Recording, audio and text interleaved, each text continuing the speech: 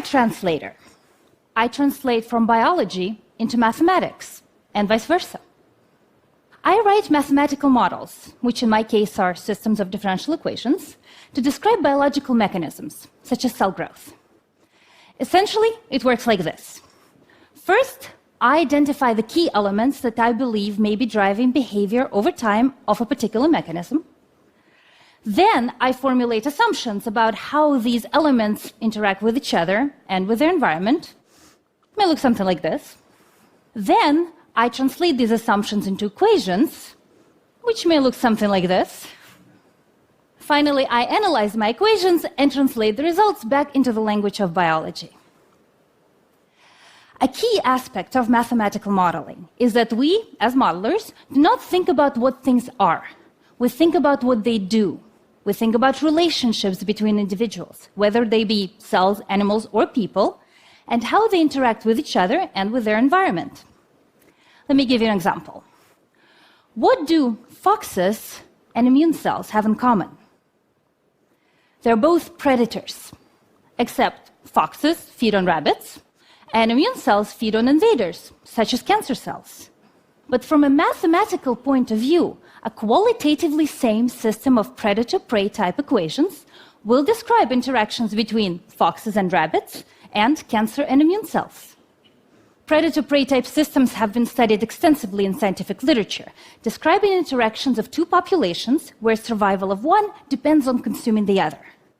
And these same equations provide a framework for understanding cancer-immune interactions, where cancer is the prey and the immune system is the predator.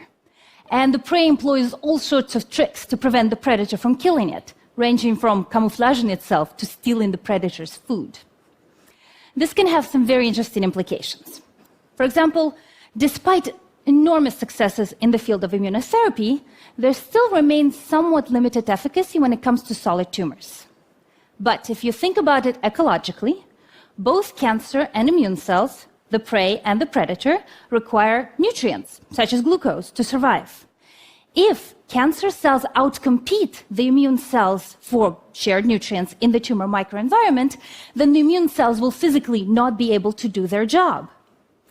This predator-prey shared resource type model is something I've worked on in my own research, and it was recently shown experimentally that restoring the metabolic balance in the tumor microenvironment, that is, making sure immune cells get their food, can give them, the predators, back their edge in fighting cancer, the prey.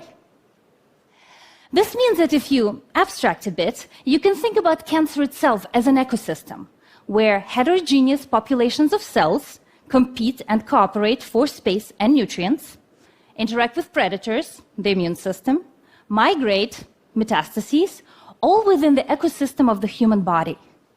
And what do we know about most ecosystems from conservation biology? That one of the best ways to extinguish species is not to target them directly, but to target their environment.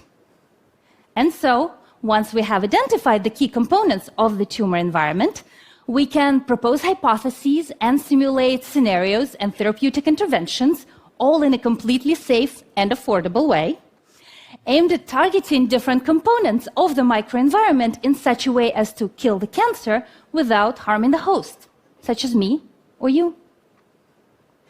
And so, while the immediate goal of my research is to advance research and innovation and to reduce its cost, the real intent, of course, is to save lives. And that's what I try to do through mathematical modeling applied to biology, and in particular to the development of drugs. It's a field that until relatively recently has remained somewhat marginal, but it has matured, and there are now very well-developed mathematical methods, a lot of pre-programmed tools, including free ones, and an ever-increasing amount of computational power available to us. The power and beauty of mathematical modeling lies in the fact that it makes you formalize in a very rigorous way what we think we know. We make assumptions, translate them into equations, run simulations, all to answer the question, in a world where my assumptions are true, what do I expect to see? It's a pretty simple conceptual framework. It's all about asking the right questions, but it can unleash numerous opportunities for testing biological hypotheses. If our predictions match our observations, great, we got it right. So we can make further predictions by changing this or that aspect of the model. If, however, our predictions do not match our observations, that means that some of our assumptions are wrong, and so our understanding of the key mechanisms of underlying biology is still incomplete. Luckily, since this is a model, we control all the assumptions, so we can go through them one by one, identifying which one or ones are causing the discrepancy. And then we can fill this newly identified gap in knowledge using both experimental and theoretical approaches.